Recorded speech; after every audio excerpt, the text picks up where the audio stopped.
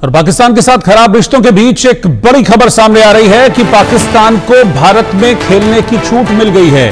बिहार में Asia cup hockey tournament खेलने की इजाजत मिली है पाकिस्तान को। जूनियर हॉकी वर्ल्ड कप में भी पाकिस्तान को खेलने की अनुमति दी जाएगी।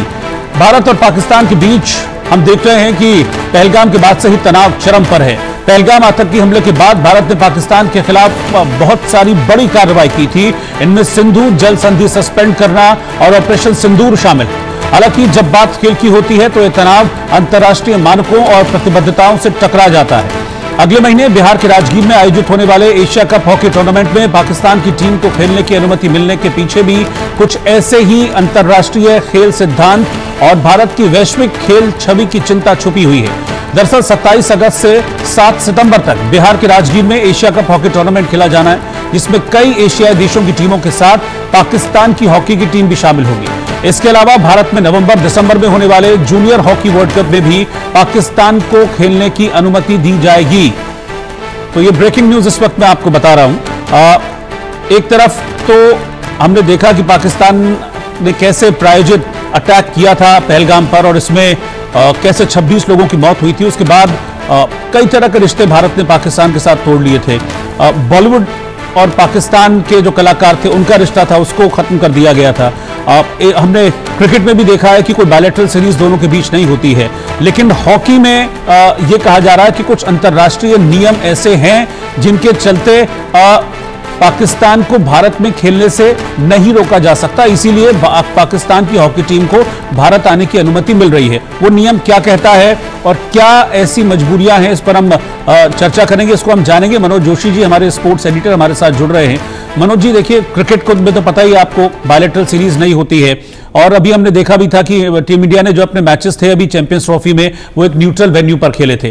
फिर हॉकी में इस तरह की क्या मजबूरियां हैं या क्या ऐसे नियम हैं जिसके चलते हाथ बंधे हुए हैं?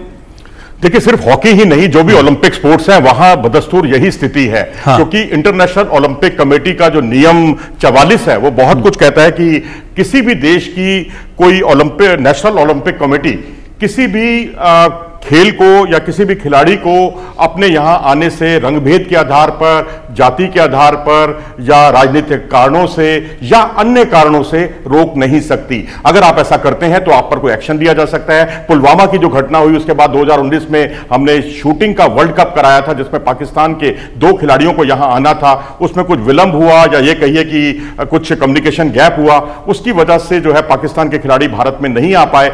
उससे जो है इंटरनेशनल ओलंपिक कमेटी ने उसे संज्ञान में लिया और उसे बहुत गंभीरता से लिया और इसे ओलंपिक चार्टर का उल्लंघन माना था। और उसके बाद आईओसी ने बहुत ही साफ कर दिया था तमाम खेल संघों को, खेल महासंघों को, जो अंतर्राष्ट्रीय खेल महासंघ है, हॉकी ही नहीं अन्य खेलों की महासंघों को भी इतला कर दिया था कि भारत को कोई भी इवेंट देने की आवश्यकता नहीं है। तो उसके बाद जो है यह मामला तभी सुलटा जब खेल मंत्रालय ने एक लिखित आश्वासन दिया आईओए को और आईओए ने वो लिखित आश्वासन जो है आईओसी तक पहुंचाया और उसमें स्वीकृति जो है विदेश मंत्रालय की और साथ ही गृह मंत्रालय की भी थी।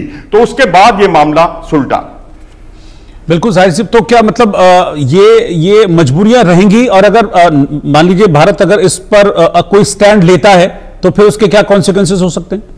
आपको बैन कर दिया जाएगा, आप कोई इवेंट की मेजबानी नहीं कर सकते। आप कुवैत का उदाहरण देखिए, कुवैत में एक स्पर्धा थी जिसमें इजराइल को उन्होंने वीजा देने से मना कर दिया था इजराइल के खिलाड़ियों को, जिसकी वजह से वो भी शूटिंग का ही वर्ल्ड कप था, तो जिसकी वजह से उन पर बैन लगा दिया गया। हम तो बच गए बैन से, मैं कहता हूं बाल शूटिंग वर्ल्ड कप के दौरान, लेकिन उन पर कुवैत पर बैन लग गया। उसके बाद मलेशिया ने पैरा स्विमिंग इवेंट में इजराइल के खिलाड़ियों को वीजा देने से मना कर दिया था, तो मलेशिया पर भी बैन लग गया।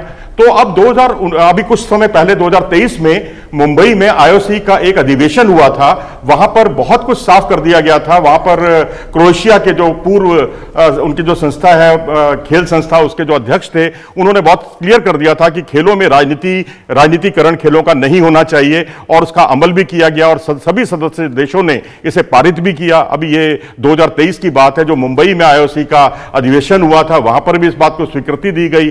तो अब आप हॉकी हो या अन्य खेल हो, अगर भारत उसकी मेजबानी करता है है तो निश्चित तौर पर आप किसी भी खिलाड़ी को धारा 24 जो है आईओसी उसके तहत उनको अलग नहीं कर सकते। और अब तो हम भारत जो है खुद दावेदार है, 2030 का कॉमनवेल्थ गेम जो होने हैं उसमें भारत बिड कर रहा है। उसके अलावा 2036 के ओलंपिक खेलों की भारत जो है उसके लिए भी बिड कर रहा है। तो ऐसी स्थिति में यदि आप इस तरह से किसी प्लेयर को या खिलाड़ी को वीजा देने से मना करेंगे या किसी टीम को अपने यहां मल्टीपल कंट्रीज में आप बायलैटरल ना कराएं, कोई बात समझ में आती है। आप इंडिया पाकिस्तान की सीरीज हॉकी में आप बिल्कुल पहल ना करें, कोई आपको उसके लिए दखल अंदाजी नहीं करेगा। लेकिन मल्टीपल स्पोर्ट्स जो है, जो आईओसी के बैनर तले होते हैं या इंटरनेशनल ओलंपिक कमेटी की इंटरनेशनल जो संस्था है उस खेल की, उसको ऐतराज हो सकता है कि आप हमारे सदस्य देश को बुलाने से या मना क्यों कर रहे हैं, क्योंकि ये चार्टर, ओलंपिक चार्टर का उल्लंघन है और आईओसी की धारा 44 का उल्लंघन है। इन सब चीजों से बचा जाना चाहिए।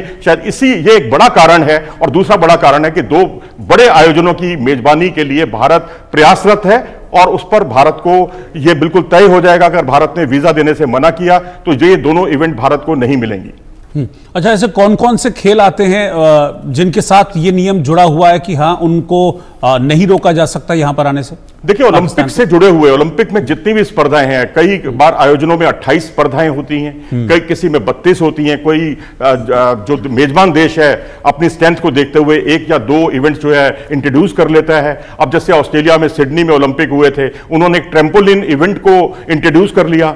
हमारे यहां जब कॉमनवेल्थ गेम्स हुए थे हमने ग्रीको रोमन कुश्ती को शामिल कर लिया।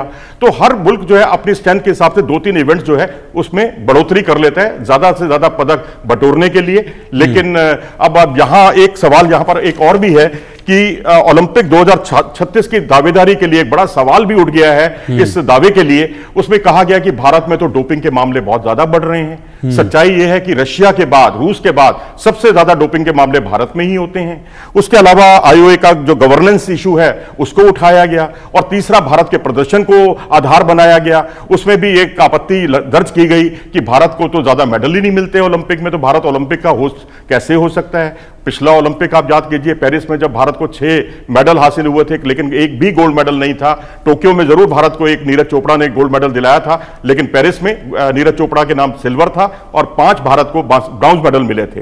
तो जाहिर सी बात है कि जब ये सारी चीजें चल रही हों उसमें हम अगर एक व्यवधान वाली स्थिति आए, वीजा वाली एक मामूली विषय अगर उभरता है, ठीक है, सेंटीमेंट से जुड़ा हुआ ये इश्यू जरूर है, लेकिन आपको अगर बड़े आयोजनों से जुड़ना है, आईओसी आईसीसी नहीं है, इस बात को अच्छी तरह से समझ लेना चाहिए। क्योंकि आईसीसी का तो बहुत कुछ खर्चा बीसीसीआई पर निर्भर है, लेकिन क्रिकेट से बिल्कुल अलग हटकर आईओसी की स्थिति अलग है। आईओसी अपनी जो नियम 44 है उसको पालन करने के लिए, उसको इंप्लीमेंट करने के लिए पूरी तरह से सख्त है, सख्त उसके नियम है और उसमें वो किसी को नहीं बख्शता। और तो और अमेरिका में ने 12 देशों का बहिष्कार किया हुआ था। अब उनके यहां जो है फीफा वर्ल्ड कप होना है, उसके बाद उनके यहां लॉस एंजलिस ओलंपिक होने हैं, वो सारे के सारे जो है उन्होंने बैन हटा दिए। ओलंपिक को मतलब अमेरिका जैसे मुल्क को भी बाध्य होना पड़ा है आईओसी की इस शर्त के नाते।